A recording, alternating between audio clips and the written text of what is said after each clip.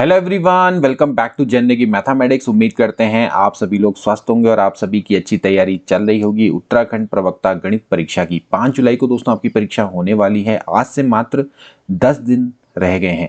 बहुत से अभ्यर्थी मुझे लगातार मैसेज कर रहे थे कि सर एक यूकेपीएससी लेक्चरर पर एक विशेष सीरीज लेकर आइए जहां पर इंपॉर्टेंट क्वेश्चंस करवाए जाएं। तो दोस्तों आज से हम आपके लिए यूकेपीएससी लेक्चरर मैराथन सीरीज शुरू करने जा रहे हैं। यहाँ पर दोस्तों हम आपके लिए स्पेशल एमसीक्यू लेकर आ रहे हैं जो कि हाल फिलहाल के एग्जाम में दोस्तों पूछे गए हैं। काफी सारे दोस्तों आपके एग्जाम हुए हैं अभी हाल में ही। यूपीपीएससी जीआईसी लेक्चरर का एग्जाम हुआ है, इसके अलावा यूपी पीजीटी का दोस्तों आपका एग्जाम हुआ है और भी इसके अलावा ईएमआरएस की दोस्तों आपकी परीक्षाएं हुई हैं। तो जितने भी दोस्तों आपके प्रश्न अभी इंपॉर्टेंट पूछे गए हैं एग्जाम में वो तो हम आपको करवाएंगे ही करवाएंगे, और जो कि बिल्कुल आपके सिलेबस के अकॉर्डिंग है। और इसके अलावा जो महत्वपूर्ण क्वेश्चंस हैं वो भी दोस्तों हम इस सीरीज में इंक्लूड करने जा रहे हैं। आपको इस सीरीज को डेली देखना है, पूरा देखना है। जितने भी हम क्वेश्चंस करवाते हैं उनके सभी कॉन्सेप्ट्स को ध्यान में रखना है और उन कॉन्सेप्ट्स का यूज करना है अन्य क्वेश्चंस को सॉल्व करने में। देखिए, इससे आपके डायरेक्टली प्रश्न भी आ सकते हैं, इनडायरेक्टली प्रश्न भी आ सकते हैं। तो आज है दोस्तों यूकेपीएससी लेक्चर मैराथन सीरीज का पहला भाग। चलिए आज की क्लास को शुरू करेंगे। आज का दोस्तों पहला प्रश्न है जो कि सेट थ्योरी से है। दोस्तों सेट थ्योरी के अंदर मॉडर्न अलजेब्रा ग्रुप थ्योरी से दोस्तों का पहला प्रश्न है। If G is any group then its improper subgroup is are. अगर जी कोई आपका दोस्तों ग्रुप है तो उसके कितने इम्प्रॉपर दोस्तों सब ग्रुप होते हैं। ध्यान रखना दोस्तों, जी के हमेशा दो सबसेट ऐसे होते हैं। एक तो होता है दोस्तों आइडेंटिटी एलिमेंट वाला और एक होता है इटसेल्फ। ये दोस्तों हमेशा ग्रुप की सभी प्रॉपर्टीज को फॉलो करते हैं। That's why they are known as improper subgroup, या फिर दोस्तों इसको ट्रिवियल सब ग्रुप भी दोस्तों यहाँ पर बोलते हैं। ठीक है, ध्यान रखना कि ट्रिवियल सब ग्रुप क्या होते हैं जिसको हम इम्प्रॉपर सब ग्रुप बोलेंगे।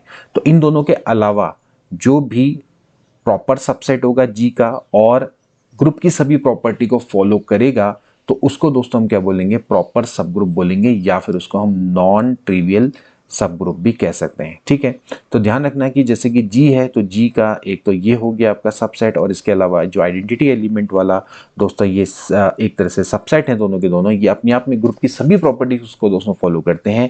That's why it is known as a subgroup of जी। किसी भी ग्रुप में दोस्तों ये हमेशा अवेलेबल होते हैं। दो सब ग्रुप तो होते ही होते हैं जिनको हम इम्प्रॉपर सब ग्रुप बोलते हैं। तो यहां से both A and B is right, C option is correct. इसके बाद दोस्तों नेक्स्ट क्वेश्चन देखेंगे जो कि आपका कोनिक सेक्शन का दोस्तों प्रश्न है। 2D से दोस्तों ये प्रश्न आया है। The equation of ellipse whose focus is -1, 1 and directrix is x - y + 3 = 0 and the eccentricity is 1/2 is given by. देखिए दोस्तों, ये जो प्रश्न है ये बेसिकली जो कोनिक सेक्शन की डेफिनेशन है उस पे दोस्तों आधारित प्रश्न है। कोनिक सेक्शन की दोस्तों डेफिनेशन क्या कहती है कि दोस्तों अगर एक आपकी फिक्स लाइन है, ठीक है, और दोस्तों आपका एक फिक्स पॉइंट है, ठीक है, इस फिक्स लाइन को दोस्तों हम क्या बोलते हैं, डायरेक्ट्रिक्स बोलते हैं, यानी कि x - y + 3 = 0 and there is a fix point जिसको कि दोस्तों हम क्या बोलते हैं, फोकस बोलते हैं, यानी कि -1, 1। और दोस्तों यहाँ पर एक आपका एक मूविंग पॉइंट होता है जो कि इस तरह से मूव करता है कि इसकी distance from this fix point and distance from this fix line, इन दोनों का रेशियो हमेशा कांस्टेंट रहे, यानी कि PF/MP इज ऑलवेज कांस्टेंट। तो देन इस पॉइंट P का लोकस एक कोनिक सेक्शन होता है। अब ये जो कांस्टेंट होता है इसी को दोस्तों हम क्या बोलते हैं, इसेंट्रिसिटी बोलते हैं। अगर E की वैल्यू 1 हो जाए तो ये पैराबोला होगा, E की वैल्यू ग्रेटर देन 1 हो तो फिर ये हाइपरबोला होगा, लेस देन 1 पे ये इसेंट्रिसिटी होगा। साफ साफ है, यहाँ पर E की वैल्यू है 1/2 विच इज लेस देन 1। ठीक है, तो अब सबसे पहले दोस्तों अगर मैं बात करूं यहाँ से तो PF बराबर हो जाएगा EMP, और we can write this PF का स्क्वायर बराबर हो जाएगा E² MP का स्क्वायर। ठीक है, अब यहां से दोस्तों आप करिए, देखिए PF कैसे निकलेगा, बाय द डिस्टेंस फॉर्मूला, यानी कि x - 1 का स्क्वायर, यानी कि x + 1 का स्क्वायर हो जाएगा दोस्तों ये, और ये हो जाएगा y - 1 का स्क्वायर इक्वल्स टू, इसेंट्रिसिटी की बात करें तो 1/√2 का स्क्वायर दैट इज 1/2। MP की बात करें तो दोस्तों यहाँ पर एक पॉइंट P है, उससे दोस्तों आपको क्या करना है, इस लाइन पर परपेंडिकुलर डिस्टेंस को दोस्तों निकालना है। इसको किस तरह से निकालेंगे, it will be mod of x - 1 plus x - y + 3 बट्टे अंडर रूट में x के कोफिशिएंट का स्क्वायर और y के कोफिशिएंट का स्क्वायर। इस तरह से दोस्तों हम इसको कैलकुलेट करते हैं। तो यहाँ से कितना हो जाएगा दोस्तों, ये हो जाएगा, इसका स्क्वायर कर देंगे तो हो जाएगा x - y + 3 का होल स्क्वायर डिवाइड में दिस विल बी क्योंकि यहाँ पर ये 1/2 है तो 1/2 का दोस्तों यहाँ पर स्क्वायर हो गया, दिस इज 2, ठीक है, क्योंकि यहाँ पर ई 1/2 था, उसका स्क्वायर कर दिया हमने, ठीक है। अब यहाँ से दोस्तों आप इसको ओपन कर लीजिए, this will be X square plus 1 plus 2x, this is Y square plus 1 minus 2y into यहाँ पर आ जाएगा 8, एंड इसको खोल देंगे दोस्तों, यहाँ पर a plus B plus C का होल स्क्वायर लगा दीजिए, तो a square plus B square plus C square, यहाँ पर आ जाएगा minus 2xy, this is minus में 6y एंड प्लस 6x, ठीक है।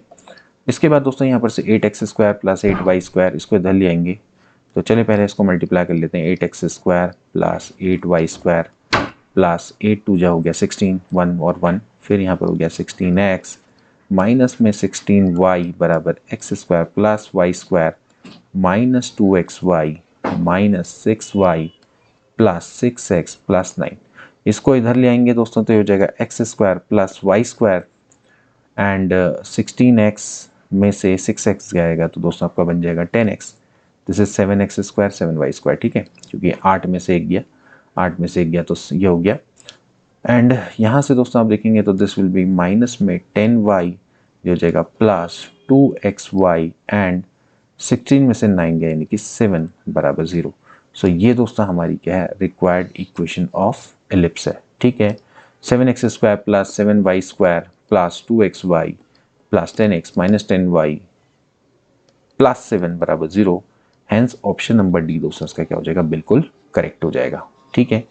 ध्यान रखना दोस्तों कि हाल फिलहाल की परीक्षाओं में पूछे गए प्रश्न है, ये आपका यूपीपीएससी लेक्चरर मैथमेटिक्स में दोस्तों पूछा गया प्रश्न है, तो ये सभी इंपॉर्टेंट रहने वाले हैं।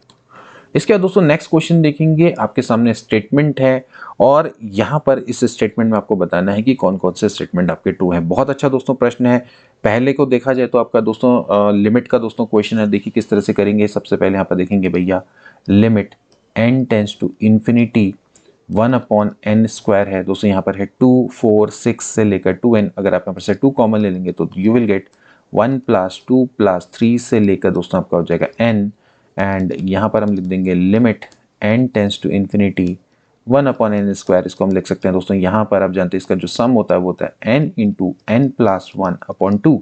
सो यहाँ से दोस्तों आप इसको सॉल्व करेंगे, हो जाएगा लिमिट में n टेंस टू इन्फिनिटी, यहाँ पर से हम n को कॉमन ले लेंगे तो you will get 1 + 1/n into n square, और डिवाइड में n स्क्वायर है, n स्क्वायर से n स्क्वायर कर देगा, limit n tends to infinity रखेंगे तो दिस विल बिकम 0, तो ये हो गया 1, यानी कि ये वाला तो दोस्तों आपका ट्रू है। अब दूसरे वाले को देखें तो दोस्तों ये बहुत अच्छा प्रश्न है दोस्तों, ये जो क्वेश्चन है ये आपका एप्लीकेशन ऑफ इंटीग्रल में, यानी कि integral as a limit of sum से दोस्तों आपका प्रश्न है, किस तरह से किया जाएगा। देखिए यहाँ पर हम देखिए इसको लिख सकते हैं लिमिट में n टेंस टू इन्फिनिटी, देखिए यहाँ पर ये वाला जो पार्ट है 1 2 3 ये वेरिंग है, ये वेरी कर रहा है फ्रॉम 1 से लेकर n, तो मैं दोस्तों उसको r मान लेता हूँ, r की पावर 15 बट्टे n की पावर हो गया 16, यहाँ पर लिख दूंगा समीशन r बराबर 1 से लेके दोस्तों कहाँ तक जा रहा है, ये n तक जा रहा है, ठीक है। सो यहाँ से हो जाएगा भैया लिमिट में n टेंस टू इन्फिनिटी, ये हो जाएगा समीशन में r बराबर 1 से लेकर n, इसको मैं लिख सकता हूँ 1/n into you can write this r/n की पावर 15।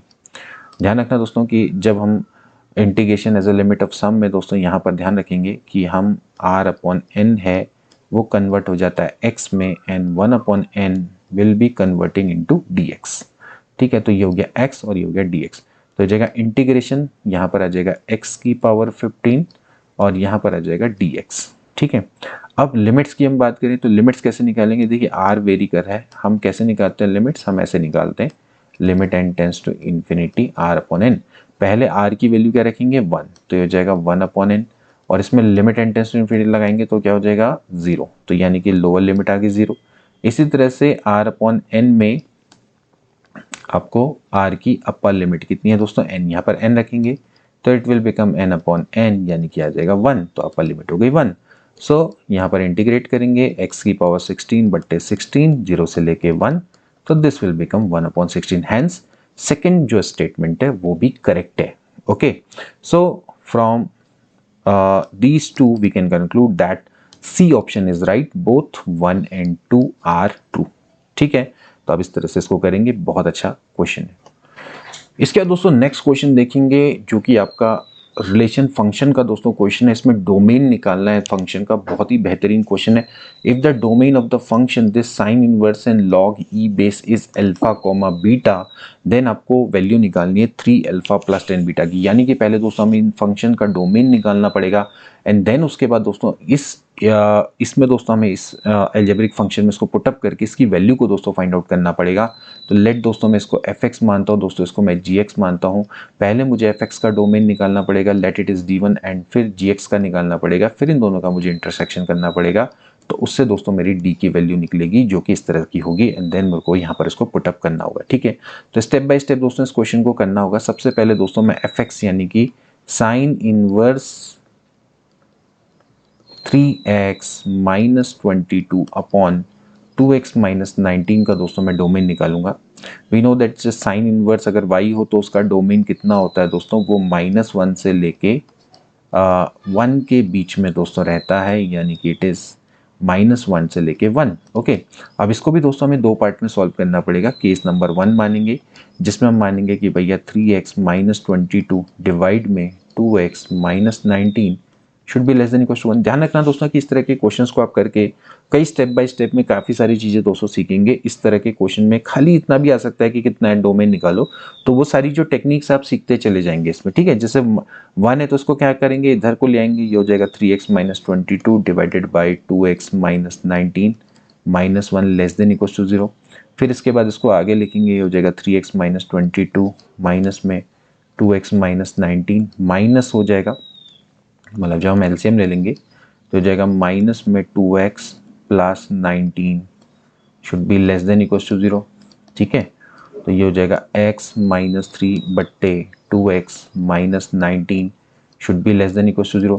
अब ध्यान रखेंगे दोस्तों हम क्या करेंगे, यहाँ पर 2x माइनस 19 के होल स्क्वायर से मल्टीप्लाई कर देंगे, इससे कोई फर्क नहीं पड़ता, इससे साइन चेंज नहीं होगा, तो ये और ये कट जाएगा। बट ध्यान रखना कि x can not take value 19/2, क्योंकि अगर x की वैल्यू 19/2 हो जाएगी तो नीचे वाला पार्ट क्या हो जाएगा, 0 हो जाएगा। ठीक है, तो उससे क्या हो जाएगा, फिर ये आपको रिजल्ट नहीं देगा, क्योंकि अपॉन में अगर 0 हो गया तो फिर this will B not defined. ठीक है, तो ये दोस्तों अंतर होता है कि 2x माइनस 19 इंटू इसको दोस्तों हमने लिख दिया x minus 3 less than equal to 0। तो अगर x बट्टे 2 अपॉन 2x माइनस 19 है और 2x minus 19 into x minus 3 इनका प्रोडक्ट और इनके जो क्वोशंट है उसमें यही दोस्तों अंतर रहता है। ठीक है, अगर केवल पहले से क्वोशंट दिया होता तो फिर हम क्या करते, x बराबर 19/2 को भी सॉल्यूशन में इंक्लूड करते। तो यहाँ पर से देखिए क्या हो जाएगा, इसमें से बड़ा कौन है, 19/2, ऑब्वियसली बात है ये बड़ा होगा, तो 19/2 इधर आ जाएगा और यहाँ पर आ जाएगा 3। ठीक है, तो वी नो दैट यहाँ प्लस होता है, यहाँ माइनस होता है, प्लस होता है, यानी कि हमें इसके बीच का चाहिए।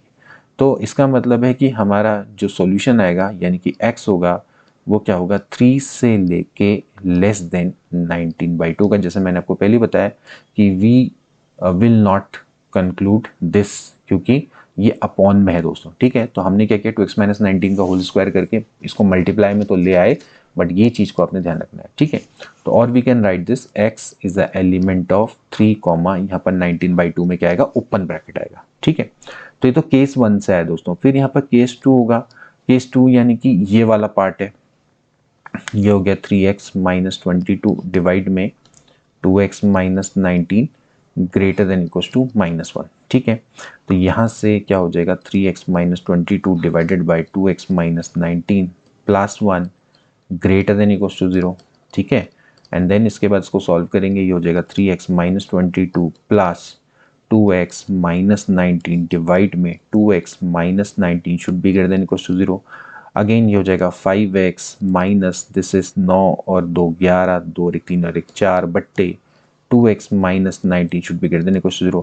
अगेन दोस्तों इसको क्या करेंगे, 2x माइनस 19 से दोस्तों क्या करेंगे, मल्टीप्लाई करेंगे इसके होल स्क्वायर से, तो 5x minus 41 into 2x minus 19 should be greater than equal to 0।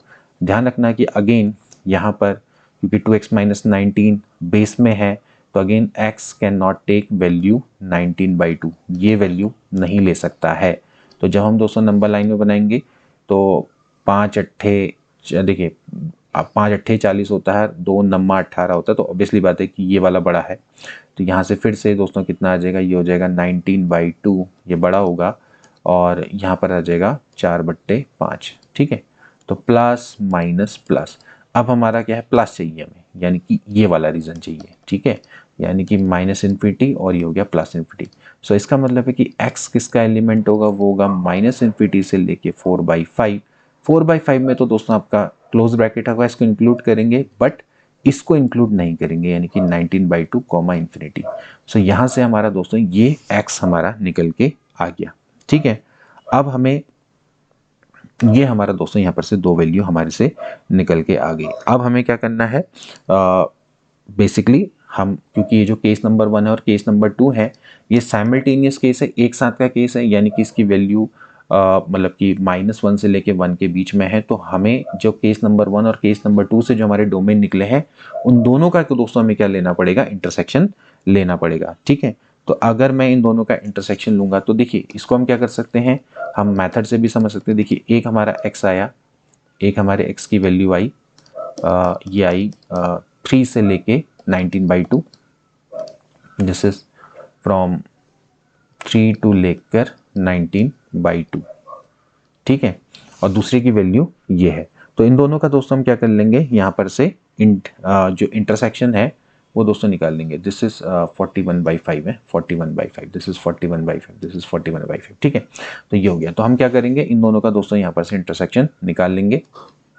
तो देखिए दोस्तों, आप इसका इंटरसेक्शन कैसे निकाल सकते हैं, आप चाहे तो नंबर लाइन मेथड का दोस्तों यहाँ पर यूज कर सकते हैं। देखिए यहाँ पर माइनस इन्फिनिटी है, वी नो दैट ये 5 अट्ठे 40 जाएगा, यानी कि पहले 3 आएगा, ओके, एंड देन इसके बाद ये आपका कितना रहा होगा, 41/5 रहा होगा, ठीक है, एंड देन यहाँ पर रहा होगा 19/2। अगर आप पहले सेट की बात करें तो उसका ये वाला पार्ट है, ठीक है, एंड इस वाले सेट की बात करें तो ये वाला पार्ट है, ठीक है, इस वाले सेट की बात करें तो ये वाला पार्ट है। तो कॉमन कौन सा रीजन है दोस्तों, ये वाला रीजन आपका कॉमन है, जो कि दोनों का इंटरसेक्शन है, ठीक है।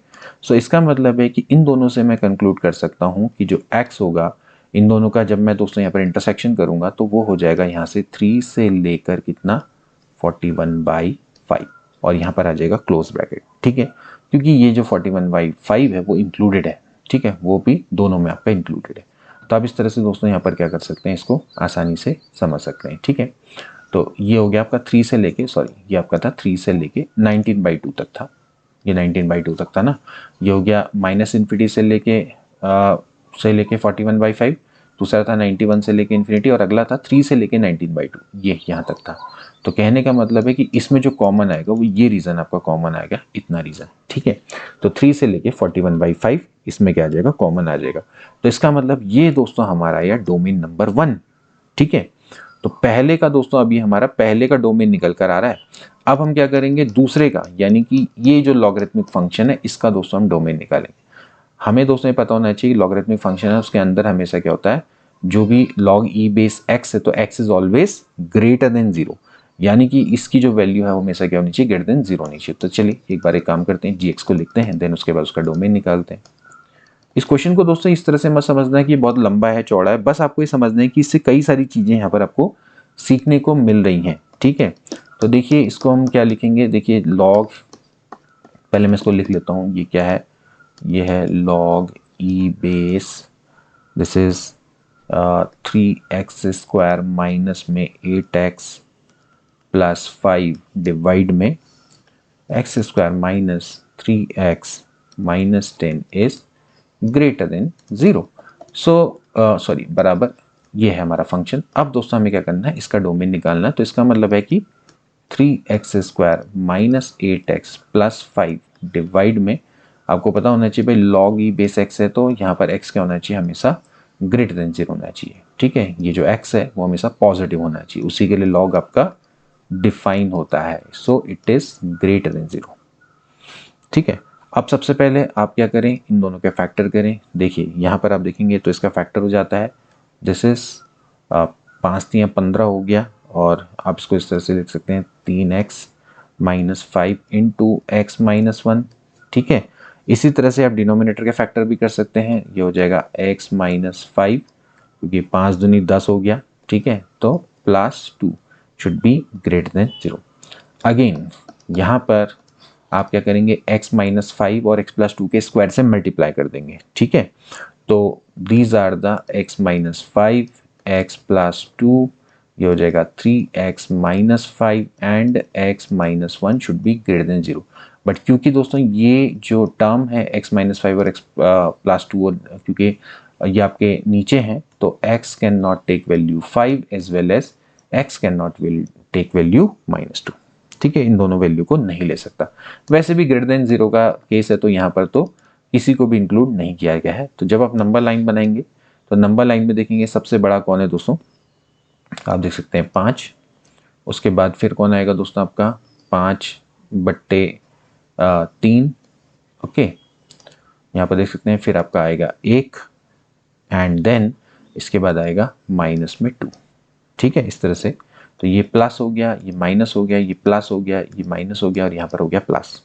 तो हमारा जो मेन फोकस है वो किस पर है, प्लस पे। तो एक ये वाला रीजन, एक ये वाला region and then this region, यानी कि हमारे पास जो सॉल्यूशन होगा वो x होगा, वो हो जाएगा -∞ से लेके -2 यूनियन 1 से लेके 5/3 यूनियन 5 से लेके इंफिनिटी। ठीक हो गया, तो ये हमारा या डोमेन नंबर 2। ठीक है, डोमेन नंबर 2। अब हमें क्या निकालना है, domain number 1 and domain number 2 का इंटरसेक्शन। देखिए डोमेन नंबर 1 कितना है, डोमेन नंबर 1 है, ये है 3 से लेके 41/5 और क्लोज ब्रैकेट। ठीक है, दोनों में क्लोज ब्रैकेट है, 3 से लेके 41/5 ये है ना।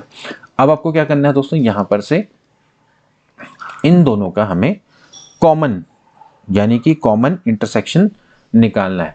ठीक है, तो आप इसको किस तरह से निकालेंगे, देखिए आप सबसे पहले नंबर लाइन बनाइए। नंबर लाइन में दोस्तों हम जानते हैं कि ये है -∞ से लेके -2 का रीजन। ठीक है, इसके बाद यहाँ पर है आपका 1, देन इसके बाद है 5/3 एंड देन इसके बाद है 5 से लेकर हो गया इंफिनिटी। ठीक है, तो हमें पता है कि ये रीजन है, इसके अलावा ये रीजन है एंड देन इसके बाद ये रीजन है।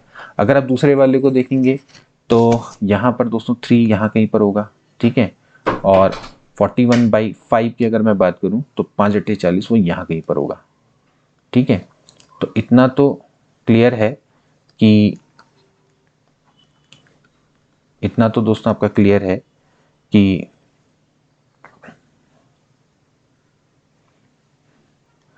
ठीक है, तो इतना तो क्लियर है कि दोस्तों यहाँ पर से ये वाला जो रीजन है। ठीक है, अब आप देखिए कि हमारा जो कॉमन रीजन है वो क्या बन के आ रहा है। हमारा जो कॉमन रीजन है दोस्तों वो कौन सा बन के आ रहा है, देखिए ये और ये, इसमें तो कुछ भी कॉमन नहीं है, यहाँ और यहाँ तो कुछ भी कॉमन नहीं है। जो कॉमन रीजन है वो दोस्तों हमारा कौन सा निकल के आ रहा है, इतना पार्ट हमारा कॉमन रीजन निकल के आ रहा है। ये देखिए, ये इन दोनों में हमारा जो कॉमन रीजन है, क्योंकि हमारा जो दूसरा सेट है वो ये है ना 3 से लेके 41/5, तो ये हमारा जो रीजन है वो कॉमन है, ये यहाँ से लेकर यहाँ तक। सो बेसिकली कौन सा रीजन है हमारा, 5 से लेके 41/5, और 41/5 को हमें इंक्लूड नहीं करना है। ठीक है, 41/5 को हमें इंक्लूड करना है, मतलब सॉरी इंक्लूड नहीं करना है बोल रहा हूँ, 5 से लेके 41/5 ये इस तरह से हमारा है। क्योंकि 5 को इंक्लूड नहीं करना है क्योंकि यहाँ पर 5 नहीं है। ठीक है, 5 नहीं है, सॉरी यहाँ पर 5 नहीं है, 5 को इंक्लूड नहीं करना, 41/5 को हमें इंक्लूड करना है क्योंकि 41/5 है ना। तो यहाँ पर 5 इंक्लूडेड नहीं है, किस में इंक्लूडेड नहीं है, इसमें इंक्लूडेड नहीं है। तो दोनों में कॉमन में कैसे आ जाएगा, यहाँ पर इस वाले में तो 5 इंक्लूडेड है, इस वाले में इंक्लूडेड नहीं है। तो जब इन दोनों का कॉमन आएगा तो आएगा 5,41/5। ठीक है, सो दिस इज x।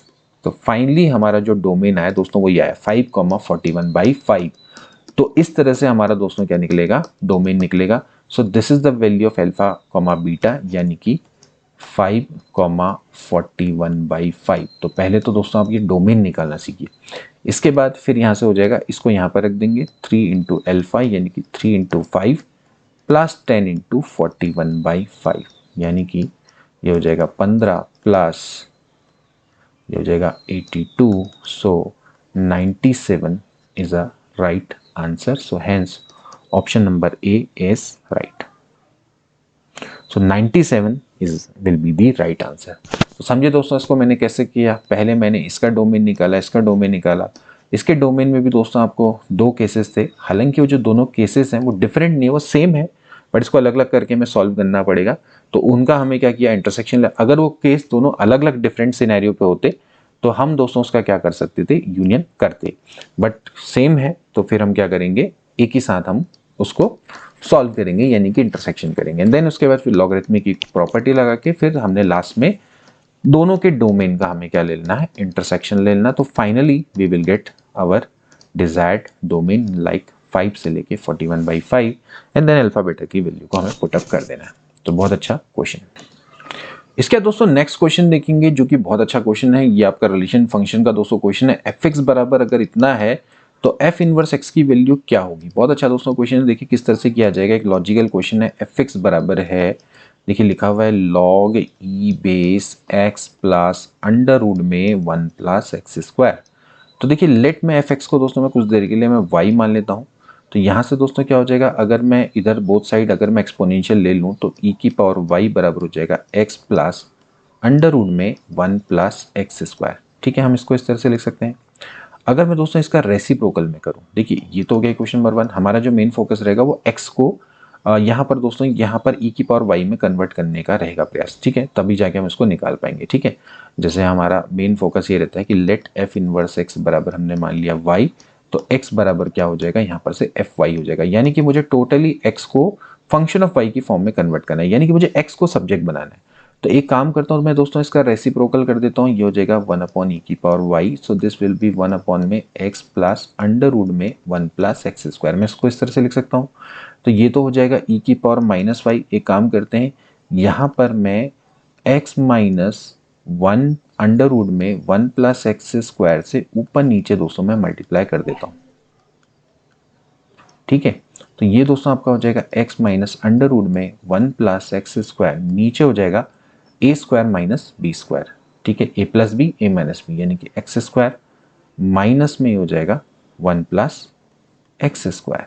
ठीक है, तो इससे हमें क्या मिलेगा दोस्तों, यहाँ से हो जाएगा ई की पावर माइनस वाई बराबर हो जाएगा, यहाँ से देखिए ये और ये तो कैंसिल आउट हो जाएगा। ये हो जाएगा एक्स, ये माइनस को ऊपर लिया तो you can write this 1 plus x square minus x. इस तरह से दोस्तों हम इसको लिख सकते हैं।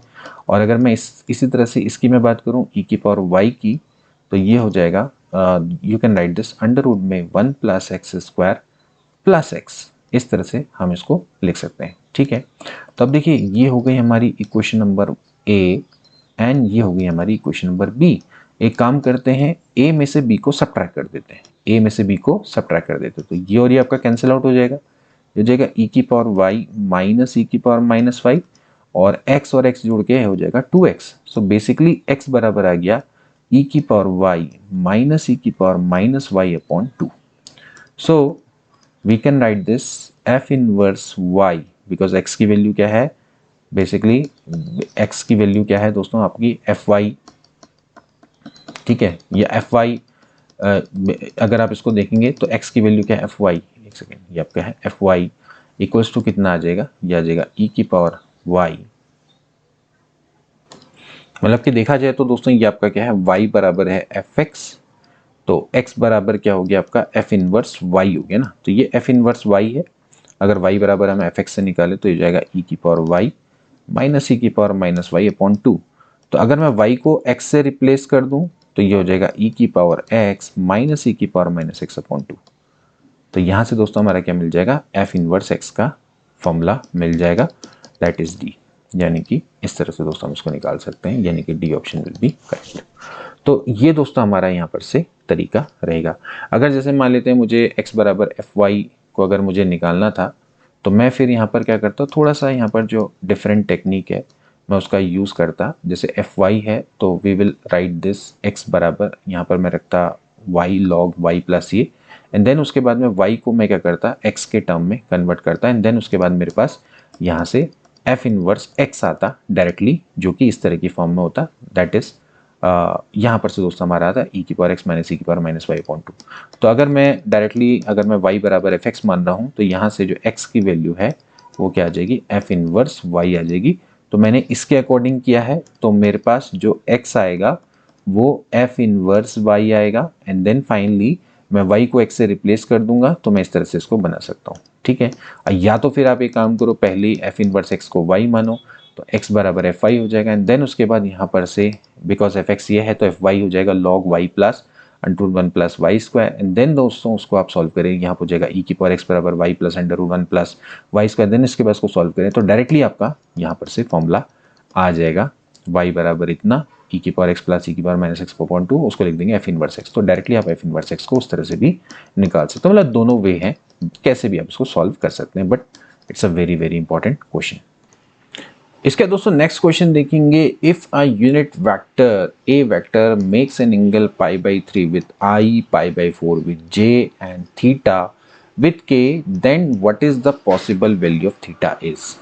ठीक है, बहुत अच्छा दोस्तों क्वेश्चन है। एक यूनिट वेक्टर 3D से दोस्तों आपका क्वेश्चन है, आपको उसको सिंपली मान के चलिए कि आपकी ये एक्स एक्सिस है, वाई एक्सिस है और जेड एक्सिस है, और एक यूनिट वेक्टर है दोस्तों क्या कर रहा है, जो कि आपकी एक्स एक्सिस के संग दोस्तों कितना एंगल बना रहा है, पाई बाई 3 बना रहा है, क्योंकि इसकी डायरेक्शन में यूनिट वेक्टर होता है आपका आई। ठीक है, इसी तरह से इसके संग दोस्तों आपका कितना बना रहा है, पाई बाई 4 एंगल बना रहा है, और यहाँ से यानी कि ये के इसकी डायरेक्शन में यूनिट वेक्टर के होता है, इससे एंगल बना रहा है थीटा। देन कह रहा है कि what is the possible value of theta, यानी कि थीटा की पॉसिबल वैल्यू क्या हो सकती है। नाउ वी नो दैट कि दोस्तों ये अगर मैं ये जो एंगल जितना बना रहा है इसका अगर मैं कॉस्ट लूँ तो ये कहलाते हैं डायरेक्शन कोसाइंस।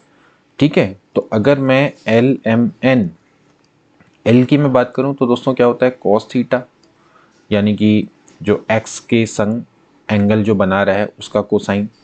एम की मैं बात करूं, जैसे इसको मैं मान लेता हूँ कॉस एल्फा, अगर इस एंगल को एल्फा माना जाए, this is cos beta and n is cos gamma.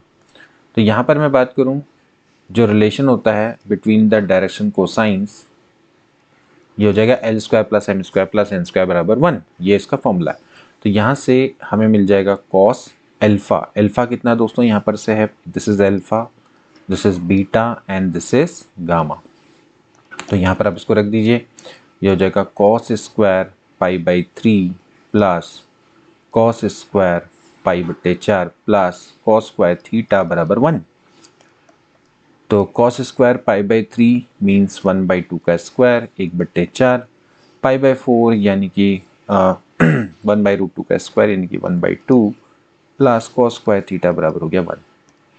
1 minus 1/2 ले जाओ, यहाँ से हो जाएगा कॉस स्क्वायर थीटा बराबर हो जाएगा सिंपली, यहाँ पर से इसको इधर ले आएंगे सब्ट्रैक्ट में, तो ये हो जाएगा 1/4।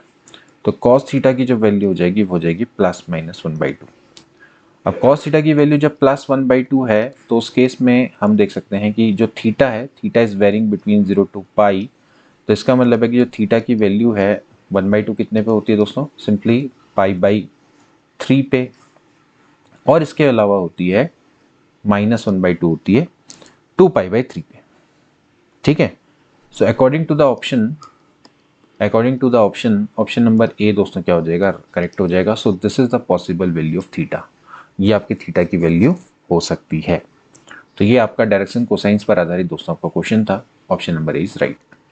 इसका दोस्तों नेक्स्ट क्वेश्चन देखेंगे, द वैल्यू ऑफ इंटीग्रल, ये डेफिनेट इंटीग्रल पर दोस्तों आधारित क्वेश्चन है, और डेफिनेट इंटीग्रल की प्रॉपर्टी पर दोस्तों आधारित क्वेश्चन है। सीधा सीधा फॉर्मूला होता है इंटीग्रेशन इससे लेकर बी अंडर एक्स बटे अंडर एक्स प्लस अंडर ए प्लस बी माइनस एक्स। इसका सीधा आंसर होता है दोस्तों बी माइनस ए अपॉन 2, यानी कि upper limit minus lower limit बट्टे 2। आप इसको सिंपली सॉल्व कर सकते हैं। देखिए आपने प्रॉपर्टी का यूज करना है, ए से लेकर बी अंडर रूट में एक्स है बट्टे अंडर रूट में एक्स प्लस अंडर रूट में A plus B minus X D X. अब एक प्रॉपर्टी होती है दोस्तों ए से लेकर B F X D X है, इसको हम लिख सकते हैं ए से लेकर B F A plus B minus X D X, यानी कि जहां पर एक्स है वहां पर आपने क्या कर देना है, ए प्लस बी माइनस एक्स लिख देना है। तो यहाँ पर हो जाएगा अंडर रूट में, ये हो गया ए प्लस बी माइनस एक्स, यहाँ पर एक्स की जगह पे लिख देंगे ए प्लस बी माइनस एक्स। यहाँ पर जब आप ए प्लस बी माइनस एक्स लिखेंगे तो क्या आ जाएगा, एक्स आ जाएगा। अब यहाँ पर 1 और 2 को आपने क्या कर देना है, ऐड कर देना है, तो ये हो जाएगा ट्वाइस ऑफ आई ए से लेकर बी। देखिए डिनोमिनेटर आपका सेम है और न्यूमरेटर भी सेम हो जाएगा, तो क्या आ जाएगा, 1 आ जाएगा। ठीक है, so this is twice of I बराबर B minus A, so I will be equals to B minus A upon 2। तो ये डायरेक्ट दोस्तों फॉर्मूला है, बहुत बारी प्रश्न पूछा जाता है और ये फेवरेट है लेक्चरर एग्जाम का, बहुत फेवरेट क्वेश्चन है ये। यूकेपीएससी लेक्चरर 2018 में भी दोस्तों प्रश्न आ चुका है, इसके अलावा भी कई सारे लेक्चरर एग्जाम में प्रश्न पूछा जा चुका है। ये तो आपका यूपीपीएससी लेक्चरर में भी पूछा गया क्वेश्चन है। ठीक है, नेक्स्ट क्वेश्चन देखेंगे। आपको बताना है which one of the following are the equation of circle touches the x axis at a distance 3 from the origin and intercept at a distance 6 on the y axis. बहुत अच्छा दोस्तों question है। तो देखिए दोस्तों इस प्रश्न को कैसे किया जाएगा, कोनिक सेक्शन का दोस्तों क्वेश्चन है। थोड़ा सा फिगर की मदद से दोस्तों उसको समझेंगे। देखिए क्या है कि एक सर्किल है, एक सर्किल है, हमें सर्किल की इक्वेशन निकालनी है। इवन सर्किल्स की इक्वेशन निकालनी है। दो सर्किल इस तरह से बनेंगे जो कि ओरिजिन से 3 की डिस्टेंस पर है, मतलब कि वहां पर दोस्तों टच करता है, और वाई एक्सिस पे दोस्तों आपका क्या बनाता है, इंटरसेप्ट बनाता है। ठीक है, तो जो सर्किल होगा वो इस तरह से हो सकता है। देखिए ये मतलब कि यहाँ पर हो सकता है या इस साइड को भी हो सकता है। ठीक है, दोनों केसेस दोस्तों आपके पॉसिबल है। जैसे मान लेता हूँ यहाँ पर है दोस्तों, ये हो गया 3,0, हो सकता है कि दोस्तों -3,0 यहाँ पर भी हो सकता है। ठीक है, दोनों केसेस हो सकते हैं। और वाई पे दोस्तों आपका इंटरसेप्ट दिखा रखा है। यहाँ से दोस्तों इसकी डिस्टेंस आपको 3 दे रखी है, साफ साफ है। और ये जो है यानी कि जो इंटरसेप्ट है उसकी दोस्तों जो लेंथ है वो आपको कितनी दे रखी है, 6 दे रखी है। ठीक है, यहाँ पर दोस्तों ये चीज आपको गिवन है। ठीक है, मान लेते हैं जो सर्किल है, सर्किल की इक्वेशन है वो है x² plus y² plus 2gx plus 2fy plus c बराबर 0। This is the equation of circle, we know that. ठीक है, अब है क्या दोस्तों, ये जो सर्किल होता है इसका सेंटर कहाँ पर लाई करता है दोस्तों, -g, -f पे। ठीक है, और जो इसकी रेडियस होती है वो कितनी होती है, वो होती है √ में g² plus f² minus c। ये आपके रेडियस और सेंटर का दोस्तों फॉर्मूला है। ठीक है, अब देखिए जैसे ये इसको टच कर रहा है और इंटरसेप्ट, देखिए आपको इंटरसेप्ट के फॉर्मूलाज भी क्लियर होने चाहिए। जब हम बात करते हैं इंटरसेप्ट की, तो अगर मैं एक्स इंटरसेप्ट की बात करूं तो एक्स इंटरसेप्ट की लेंथ होती है ट्वाइस में √ में g² माइनस c। और अगर मैं वाई इंटरसेप्ट की मैं बात करूं तो उसकी लेंथ होती है ट्वाइस में √ में f² माइनस c। तो यहाँ पर क्या है कि जो इसका एक्स इंटरसेप्ट है वो 0 है, तो इसकी वैल्यू तो क्या है 0, यानी कि क्योंकि एक्स पे इंटरसेप्ट नहीं कर रहा है उसकी वैल्यू 0 होगी। तो इस केस में क्या होगा, g² माइनस c बराबर हो जाएगा 0, यानी कि जो g² है वो दोस्तों c के बराबर होगा। क्योंकि टच की जो कंडीशन है उसमें क्या होता है, इंटरसेप्ट की जो लेंथ होती है वो 0 हो जाती है। तो ऐसे केस में जो अपने आप ही क्या हो जाएगा, g² की वैल्यू दोस्तों क्या हो जाएगी, c के बराबर हो जाएगी। इसी तरह से ये 3,0 से दोस्तों इस सर्किल की इक्वेशन पास हो रही है। तो फिर इस केस में क्या हो जाएगा, देखिए एक काम करते हैं, इक्वेशन नंबर 1 में अगर मैं इसको पुटअप करूँ, देखिए 3,0 और -3,0 से पास हो रहा है। तो जैसे अगर आप 3,0 से पास हो रहा है तो ये हो जाएगा 3, यहाँ पर हो जाएगा 0, और ये हो जाएगा प्लस 2gx यानी कि 2 इंटू जी, मतलब कि यहाँ पर 6 की जगह पे 3 रख देंगे तो 2 6g, एंड y वाला जो पार्ट है वो 0 हो जाएगा, यानी कि प्लस c बराबर दोस्तों हो जाएगा 0। मतलब दोनों केसेस दोस्तों यहाँ पर आपके पॉसिबल होंगे, दोनों केसेस को हमें ध्यान में रखना होगा। ठीक है, तो ये हो गया। एंड वी नो दैट कि जो c की वैल्यू दोस्तों क्या है, डायरेक्टली g² के बराबर है। तो ये जगह 9, वैसे देखिए यहाँ पर दोनों केसेस भी हम रख सकते हैं। ठीक है, तो 9 plus 6g plus this is g² बराबर 0, and we can see that this is a formula of g plus 3 का होल स्क्वायर बराबर 0। ठीक है, तो यहाँ से हमारे पास जो g की वैल्यू है वो आ जाती है -3। एंड सिमिलरली अगर मैं वो वाला रखूंगा तो दोस्तों वहाँ पर से आएगा g माइनस का स्क्वायर, तो प्लस, यानी कि g की दोनों वैल्यू पॉसिबल है। एक तो क्या है +3 और -3, क्योंकि दोस्तों अगर मैं यहाँ पर से जब मैं x की जगह पे -3 रखूंगा तो हो जाएगा 9 + 0 -6g प्लस g²। तो ये फॉर्मूला बनेगा g -3 का होल स्क्वायर, क्योंकि भैया ये इधर से भी तो हो सकता है ना सर्किल पास होता हो। तो g की वैल्यू आपकी 2 आ गई, +-3। ठीक है, दोनों केसेस को हम लेकर चलेंगे। अब ये तो हो गया हमारा g की वैल्यू। ठीक है, अब इसके अलावा हमें और किसकी वैल्यू चाहिए, एक है f की वैल्यू, ये हमें चाहिए। ठीक है, इसको हमें फाइंड आउट करना है। तो इसको दोस्तों हम कैसे निकालेंगे, अच्छा एक चीज़ और है, जब हमें पता है कि भैया g² की वैल्यू c है तो वी नो दैट कि c की वैल्यू दोस्तों कितनी हो जाएगी, 9 हो जाएगी, क्योंकि इसका स्क्वायर कर दिया तो ऑब्वियसली बात है कि c की वैल्यू क्या हो गई, 9 होगी। अब हमारे पास एक अननोन और रह गया, दैट इज f की वैल्यू हमें निकालनी है। तो वी नो दैट कि हमें जो y इंटरसेप्ट है, देखिए हमें y इंटरसेप्ट कितना दे रखा है, दोस्तों 6 दे रखा है। तो y इंटरसेप्ट का जो फॉर्मूला होता है वो होता है 2f² minus c, and that is equal to 6। तो यहाँ से हो गया 3, दोनों तरफ स्क्वायर कर देंगे तो यहाँ से दोस्तों हो जाएगा 9।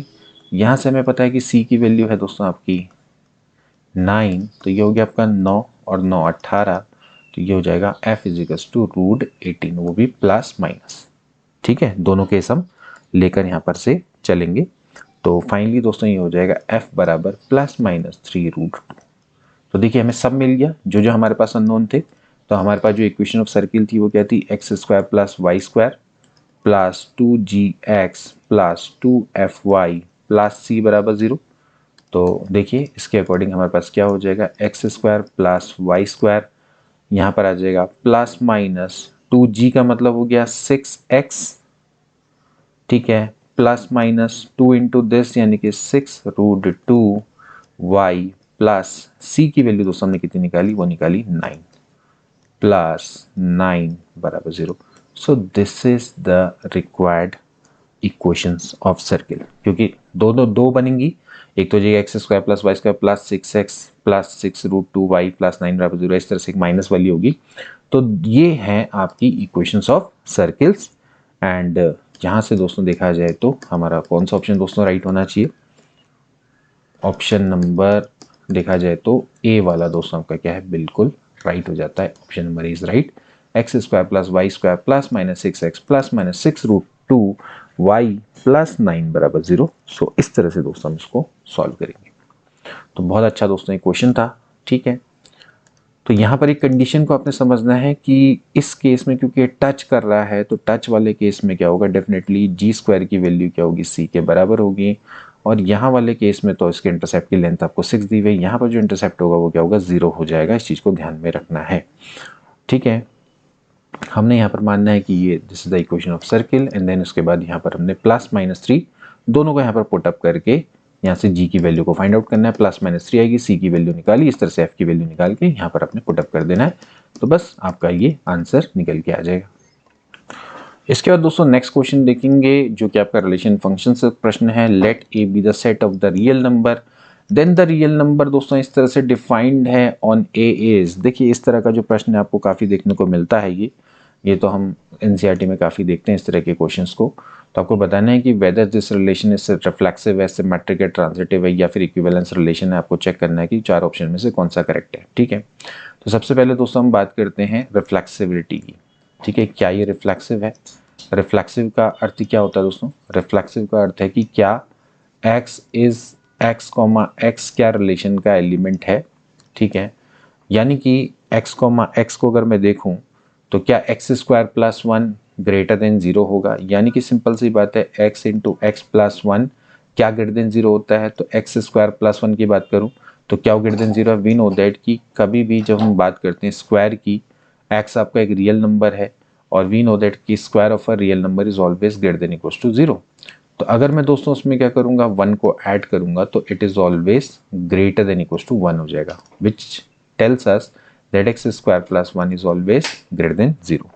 यानी कि साफ साफ है कि this relation is always reflexive. तो रिफ्लेक्सिव तो ये ट्रू है, ठीक है। दूसरी बात है क्या ये सिमेट्रिक है। सिमेट्रिक का अर्थ है कि अगर एक्स वाई एलिमेंट है आर का तो क्या वाई एक्स भी एलिमेंट होगा आर का। तो देखिए अगर एक्स वाई एलिमेंट है आर का यानी कि x y plus 1 is greater than 0 होगा, तो क्या वाई एक्स भी एलिमेंट होगा आर का? बिल्कुल, क्योंकि y x plus 1 is always greater than 0, क्योंकि एक्स वाई है तो वाई एक्स भी होगा, वाई एक्स प्लस 1 भी होगा। इसका मतलब है कि y x is also the element of R, यानी कि this is symmetric as well. ये आपका क्या है, सिमेट्रिक भी है। अब तीसरी चीज आती है क्या ये ट्रांजिटिव है। क्या ये ट्रांजिटिव है? ट्रांजिटिविटी सिंपली कहती है कि x y is the element of R and y z is the element of R. तो क्या एक्स जेड भी है? इसका मतलब है कि x y plus 1 greater than 0 है, वाई जेड प्लस 1 भी ग्रेटर देन 0 है। तो क्या एक्स जेड भी एलिमेंट है आर का? तो क्या इससे ये प्रूफ हो जाता है कि x Z plus 1 is also greater than 0? क्या ही दोस्तों आपका प्रूफ होता है? देखिए इसको हम एग्जाम्पल से समझते हैं। जैसे मान लेते हैं मैं लेता हूँ x को मैं ले लेता हूँ 1, y को मैं ले लेता हूँ 0, ठीक है। एंड y को ले लूँगा 0 और z को ले लूँगा -2, ठीक है। इस तरह से हम इसको चेक करते हैं। देखिए अगर मैं देखूँ यहाँ से आप देख सकते हैं कि 1, 1 into 0 plus 1 is greater than 0। बिल्कुल 1 ग्रेटर देन 0 होता है, बिल्कुल करेक्ट है। इसके बाद अगर मैं y को 0 लूँ और z को -2 लूँ तो ये हो जाएगा 0 इंटू -2 + 1 यानी कि 1 ग्रेटर देन 0 बिल्कुल करेक्ट है, दोनों सेटिस्फाई करे। तो क्या x, z यानी कि 1, -2 इसको सेटिस्फाई करेगा? तो देखते हैं, ये हो जाएगा 1 इंटू यानी कि x इंटू z, तो 1 -2 + 1 जो कि आता है -1। तो क्या ग्रेटर देन 0 है? नहीं, ये ग्रेटर देन 0 नहीं है, ये लेस देन 0 है। तो ये इसको सेटिस्फाई नहीं कर रहा। इसका मतलब है कि ये ट्रांजिटिव नहीं है, it is only reflexive and symmetric but not transitive. So option number D is right. इस तरह के दोस्तों आपको बहुत सारे प्रश्न मिल जाएंगे जो कि आपको एनसीईआरटी में देखने को मिलेंगे, तो उसको करिएगा, लगाइएगा, ठीक है। नेक्स्ट क्वेश्चन देखेंगे दोस्तों, जो कि आपका थ्योरी ऑफ इक्वेशन से दोस्तों संबंधित है। Roots the relation between the coefficients and roots, ठीक है। जो हमारे पास इक्वेशंस दी होती है, चाहे वो क्वाड्रेटिक हो चाहे वो क्यूबिक हो, तो relation between the roots and the coefficient, इससे दोस्तों आपको प्रश्न आता है। लास्ट टाइम भी लेक्चर में इससे प्रश्न आया था। तो देखिए, alpha beta gamma are the roots of equation, ये इसके रूट्स हैं। देन आपको दोस्तों वैल्यू फाइंड आउट करनी है, alpha cube plus beta cube plus gamma cube plus 3 alpha beta gamma की वैल्यू को आपको दोस्तों यहाँ पर से निकालना होगा, ठीक है। तो देखिए, इसको पहले किस तरह से करेंगे। सबसे पहले यहाँ पर देखिए इक्वेशन है x cube plus x plus 1 बराबर 0। तो मान लेते हैं अगर इसके रूट अगर अल्फा बीटा गामा है, तो पहले दोस्तों आप क्या करें, सभी जो इंपॉर्टेंट चीज़ें वो निकाल लें। सबसे पहले हम बात करेंगे सम ऑफ रूट्स की, यानी कि alpha plus beta plus gamma. तो इसकी वैल्यू क्या होती है? -b/a होती है। अब एक्स स्क्वायर का कोफिशिएंट तो इसमें है ही नहीं, तो इसकी वैल्यू क्या हो जाएगी अपने आप ही 0, ठीक है। इसके बाद alpha beta beta gamma and gamma alpha, इसकी वैल्यू होती है c/a, यानी कि एक्स का कोफिशिएंट, तो ये हो गया आपका 1। एंड देन इसके बाद alpha beta gamma, so basically इसकी वैल्यू क्या होती है? माइनस में c/a या d/a, तो इसकी वैल्यू क्या हो जाएगी? -1। तो अब सबसे पहले दोस्तों हमें alpha cube beta cube and gamma cube plus 3 alpha beta gamma, इसकी वैल्यू को दोस्तों हमें कैलकुलेट करना है, ठीक है। तो इसको कैसे हम करें? देखिए, हम जानते हैं कि अल्फा बीटा गामा इसके रूट्स हैं, ठीक है। तो अगर इसके रूट है तो इसको सेटिस्फाई करेंगे, यानी कि alpha cube plus alpha plus 1 बराबर 0 होगा। तो इसका मतलब है कि अल्फा क्यूब को मैं माइनस अल्फा प्लस 1 लिख सकता हूँ। सिमिलरली बीटा भी इसको सेटिस्फाई करेगा, क्योंकि बीटा भी इसका रूट है, तो माइनस बीटा प्लस 1 लिख सकता हूँ। इस तरह से जो गामा क्यूब है उसको मैं माइनस गामा प्लस 1 भी लिख सकता हूँ। इसको दोस्तों यहाँ पर रख देंगे तो ये हो जाएगा माइनस में अल्फा प्लस 1 माइनस में बीटा प्लस 1, और ये हो जाएगा माइनस में गामा प्लस 1, हो जाएगा 3 अल्फा बीटा गामा, ठीक है। ये बराबर 0 नहीं है, इसकी वैल्यू को निकालना है। तो यहाँ से आप देखिए उसको क्या लिख सकते हैं, माइनस में alpha plus beta plus gamma and -1 -1 -1, यानी कि -3 plus 3 alpha beta gamma. And यहाँ पर से दोस्तों आप देख सकते हैं alpha plus beta plus gamma की वैल्यू 0 है, तो ये तो हो गया 0 -3 प्लस इसकी वैल्यू यहाँ पर हो गई अगेन 3 इंटू -1, यानी कि -6। दोस्तों यहाँ पर से राइट आंसर निकल के आ जाएगा। हेंस ऑप्शन नंबर बी दोस्तों इसका क्या हो जाएगा? बिल्कुल राइट। तो आप इस तरह से दोस्तों आप इसको निकाल सकते हैं। सो यहाँ पर आपको समझ में आएगा भाई अल्फा क्यूब बीटा क्यूब और गामा क्यूब है। आपने यहाँ से अल्फा क्यूब की वैल्यू निकालनी है, बीटा क्यूब और गामा क्यूब की वैल्यू इस इक्वेशन में पुट अप करके, क्योंकि they are the root of alpha, मतलब कि they are the roots of this equation. So definitely ये क्या करेंगे, इन इक्वेशन को क्या करेंगे, सेटिस्फाई करेंगे। तो यहाँ से हम अल्फा बीटा गामा क्यूब की वैल्यू को निकाल के यहाँ पुट अप कर लेंगे और आंसर निकाल लेंगे। इसका दोस्तों नेक्स्ट क्वेश्चन देखेंगे, अगेन सर्किल का है। A B is the diameter of this circle and if the coordinate of A are 1,0 then the coordinate of B दोस्तों आपको फाइंड आउट करना है। देखिए क्या है दोस्तों कि आपके पास एक सर्किल है और एक सर्किल की दोस्तों आपको क्या है, डायमीटर दोस्तों गिवन है। डायमीटर में दोस्तों आपको ये ए पॉइंट है, ठीक है। आपको दोस्तों क्या करना है, coordinate of the B point निकालना है। इसके लिए दोस्तों आप सिंपली क्या कर सकते हैं, सेंटर के कोऑर्डिनेट्स निकाल लीजिए। We know that x² plus y² plus 2gx plus 2fy plus c बराबर 0 is a equation of circle. और इसके जो सेंटर के कोऑर्डिनेट होते हैं -g, -f में होते हैं। यहाँ से अगर आप कंपेयर करेंगे तो दोस्तों जो 2g है वो किसके बराबर आ रहा है, वो 2 के बराबर आ रहा है, यानी कि g की वैल्यू 1 है। और यहाँ पर से अगर आप 2f की बात करें तो वो है 4, यानी कि f की वैल्यू है 2। तो इसका मतलब है कि जो इसके सेंटर के कोऑर्डिनेट होंगे वो कितना हो जाएगा, -1, -2। ठीक है, ये आपके सेंटर के कोऑर्डिनेट्स हो गए। अब a का जो कोऑर्डिनेट है दोस्तों आपको दे रखा है 1, 0। ठीक है, now we know that AB यानी कि डायमीटर, उसका दोस्तों क्या होता है, मिडिल पॉइंट होता है ये centre.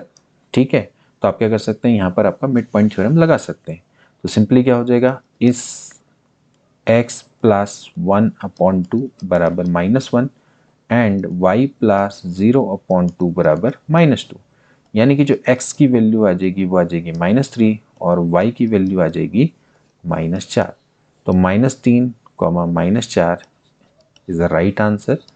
This will be the coordinate of B. तो बहुत आसान सा ये क्वेश्चन था, आप इस तरह से इसको कर सकते हैं। इसके बाद देखेंगे दोस्तों नेक्स्ट क्वेश्चन है, अगेन रिलेशन फंक्शन से है। Which of the following relation in the set of real number R is an equivalence relation. आपको बताना है कि इनमें से कौन सा रिलेशन है दोस्तों जो कि इक्विवेलेंस रिलेशन है। इक्विवेलेंस रिलेशन के लिए रिलेशन को दोस्तों क्या क्या होना चाहिए, रिफ्लेक्सिव, दूसरा सिमेट्रिक एंड तीसरा ट्रांजिटिव। तो जो तीनों को सेटिस्फाई करेगा वही दोस्तों आपका क्या कहलाएगा, इक्विवेलेंस रिलेशन कहलाएगा। ठीक है, तो आपने देखना है कि इनमें से कौन सा एक इक्विवेलेंस रिलेशन है। ठीक है, तो अगर मैं इसमें बात करूं तो दोस्तों कौन सा रिलेशन आपका इक्विवेलेंस रिलेशन है। अगर इसमें दोस्तों हम बात करें इससे पहले वाले की, दोस्तों आप देख सकते हैं कि ये में अगर आप बात करें कि क्या ये रिफ्लेक्सिव है, क्या ए इज रिलेटेड टू ए है, तो वो तो आपका करेक्ट है कि मॉड ऑफ ए क्या होता है, greater than equals to mod of A, we can write this. But अगर ए रिलेटेड टू बी है तो क्या बी रिलेटेड टू ए होगा। ठीक है, यानी कि हम सिंपली कहें कि क्या mod of 2 greater than equals to mod of 1 है, तो क्या 1 इज मतलब कि 1 is greater than equals to mod of 2 होगा। तो क्या ये करेक्ट है, बिल्कुल ये फेल हो जाता है, तो दोस्तों ये सिमेट्रिक नहीं हो सकता। Same thing with this again, a minus B की value less than equals to 0 है, तो क्या b माइनस ए की वैल्यू भी लेस देन इक्वल्स टू 0 होगी, नहीं, b माइनस ए की वैल्यू ग्रेटर देन 0 हो जाएगी। ऐसे ही दोस्तों ये भी सिमेट्री में फेल हो जाता है, a minus B is greater than equals to 0, तो b minus A less than equals to 0 होगा। और ये वाले को अगर मैं बात करूँ तो दोस्तों आपका रिफ्लेक्सिव है, यानी कि a is related to a है, यानी कि मॉड ऑफ a बराबर मॉड ऑफ a होता है, बिल्कुल करेक्ट है। दूसरी बात है कि अगर मॉड ऑफ a बराबर मॉड ऑफ b है, सो मॉड ऑफ b बराबर मॉड ऑफ a होगा। एंड सिमिलरली ट्रांजिटिविटी को भी फॉलो करता है, मॉड ऑफ a बराबर mod of b and mod of b बराबर अगर मॉड ऑफ c है, सो y can write that mod of a बराबर मॉड ऑफ c।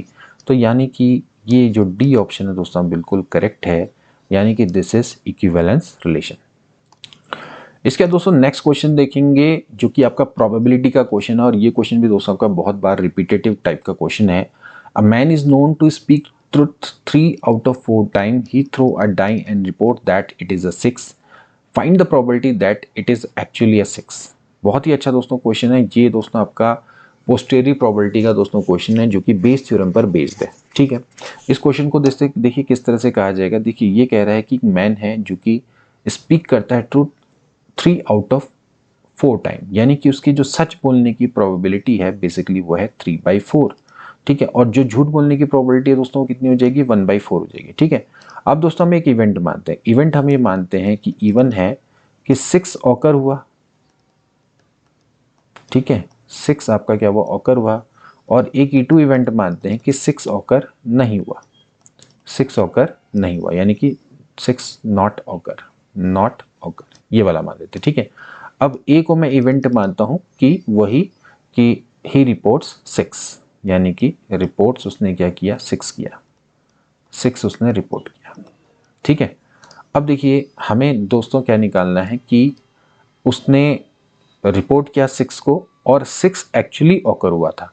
तो यानी कि मुझे दोस्तों निकालना है प्रोबेबिलिटी ऑफ E1 कंडीशनल ए दोस्तों निकालना है, क्योंकि उसने 6 को रिपोर्ट किया और 6 ऑकर हुआ। तो दोस्तों बाय द बेस थ्योरम इसका फॉर्मूला क्या होता है दोस्तों, इसका फॉर्मूला हो जाता है probability of E1 into probability of A conditional E1 divide में probability of E1 into probability of A conditional E1 plus probability of E2 into probability of A conditional E2। ठीक है, अब सबसे पहले बात करेंगे कि प्रोबेबिलिटी ऑफ E1। ठीक है, यानी कि जो 6 है उसके होने की क्या संभावना है। तो देखिए, हम जानते हैं कि जब एक डाई को जब हम थ्रो करते हैं तो उसमें 6 होने की क्या प्रोबेबिलिटी होती है, 1/6 होती है, और 6 ना होने की क्या प्रोबेबिलिटी होती है, 5/6 होती है। ठीक है, सो यहां से दोस्तों हो जाएगा 1/6 into what is probability of A conditional even, यानी कि उसने रिपोर्ट किया 6 जबकि 6 एक्चुअली ऑकर हुआ, यानी कि उसने सच बोला, और सच बोलने की हमने प्रोबेबिलिटी कितनी मानी है दोस्तों, वो मानी है 3/4। और इसी तरह से probability of A conditional E2 क्या होगा, यानी कि 6 ऑकर नहीं हुआ और तब भी उसने 6 ऑकर बोला, यानी कि उसने झूठ बोला, तो झूठ बोलने की प्रोबेबिलिटी है 1/4। ठीक है, तो यहां से दोस्तों कितना हो जाएगा, probability of A conditional E1 that will be 3/4, यहाँ से हो जाएगा 1/6 into 3/4 plus probability of E2, we know that this is 5/6, and probability of A condition E2 का मतलब है कि 6 ऑकर नहीं हुआ फिर भी उसने रिपोर्ट किया 6, यानी कि उसने झूठ बोला, तो झूठ बोलने की प्रोबेबिलिटी है 1/4। तो यहाँ से आप देख सकते हैं दोस्तों, 6 4 कैंसिल आउट हो जाएगा, ये हो जाएगा 3/8। तो ये इसका क्या हो गया, राइट आंसर, यानी कि बी ऑप्शन इज राइट। बहुत अच्छा दोस्तों क्वेश्चन है जो कि आपका बेस थ्योरम पर आधारित है। इसके बाद दोस्तों नेक्स्ट क्वेश्चन देखेंगे, आपको इसका सॉल्यूशन निकालना है। ये है 1/x⁴ - 1 dx। आपको क्या करना है दोस्तों, इसका सॉल्यूशन को फाइंड आउट करना है। बहुत अच्छा दोस्तों एक क्वेश्चन है, और आप दोस्तों इसको क्या कर सकते हैं, आप इसको दोस्तों पार्शियल फ्रैक्शन की मदद से भी दोस्तों आप इसको सॉल्व कर सकते हैं। देखिए, मैं इसको लिख सकता हूँ x⁴ + 1 को x² + 1 और x² - 1। ठीक है, अब मैं यहाँ पर दोस्तों क्या लगाऊंगा, y मेथड। मैं लेट कुछ देर के लिए x² को y मानूंगा, मैं इसको लिखूंगा 1/y + 1 इंटू y - 1। ठीक है, so we can write this a/y + 1 plus b/y -1। इस तरह से मैं दोस्तों इसको लिख सकता हूँ। सो हो जाएगा 1 = a into y - 1 plus b into y + 1। ठीक है, ध्यान रखना कि मैं केवल x² को कुछ देर के लिए y माना, उसका डेरिवेटिव में चेंज नहीं करने वाला। ठीक है, y की वैल्यू दोबारा से x² रख दूंगा। ठीक है, तो यहाँ से देखिए क्या हो जाएगा, अगर मैं पुट करूँ y = 1 तो b की वैल्यू आ जाएगी 1/2, and if we put y = -1 तो वी विल गेट a की वैल्यू माइनस में 1/2। ठीक है, यहाँ पर -1 रखेंगे तो आ जाएगा। तो हम क्या करेंगे दोस्तों, इसको वैल्यू को हम यहाँ पर रख देंगे। तो देखिए यहाँ से मुझे क्या मिल जाएगा, ये मैं लिख सकता हूँ, a की वैल्यू रखूँगा -1/2, तो -1/2 इंटू y + 1, ये हो जाएगा 1/2 इंटू y - 1। ठीक है, एंड y की वैल्यू दोस्तों हमें पता है क्या है, तो यहाँ पर दोस्तों मैं इसको रख देता हूँ डायरेक्टली। तो ये हो जाएगा 1/2, पहले प्लस वाले को लिख लेते हैं, 1 y की वैल्यू क्या है, that is x² - 1, and minus में 1/2 1 x² + 1 या फिर 1 + x² दोस्तों हम इस तरह से लिख सकते हैं। अब दोस्तों आप इसको इंटीग्रेट कर दीजिए। ठीक है, तो देखिए ये सिंपली दोस्तों फॉर्मूला है 1/2 x² - a²। तो इसका फॉर्मूला क्या होता है दोस्तों, 1/2a, यानी कि 1/2 इंटू 1 हो जाएगा लॉग x - a/x + a, यानी कि x - 1/x + 1। ठीक है, माइनस में हो गया 1/2, ये फॉर्मूला है दोस्तों आपका tan इनवर्स x का, प्लस दोस्तों हो जाएगा c। तो final answer will be 1/4 log x - 1/x + 1 minus 1/2 tan inverse x plus c। सो ये दोस्तों हमारा क्या हो जाएगा, आंसर हो जाएगा। सो देखा जाए तो कौन सा दोस्तों आपका बिल्कुल करेक्ट है, 1/4 log x - 1/x + 1 minus 1/2 tan inverse x plus c, यानी कि बी ऑप्शन दोस्तों आपका क्या होता है, बिल्कुल करेक्ट हो जाता है। तो फिलहाल तो दोस्तों हम आज की क्लास के लिए इतने ही क्वेश्चंस आपको करवाएंगे। अब हम मिलेंगे नेक्स्ट क्लास में, तब तक के लिए take care and good bye.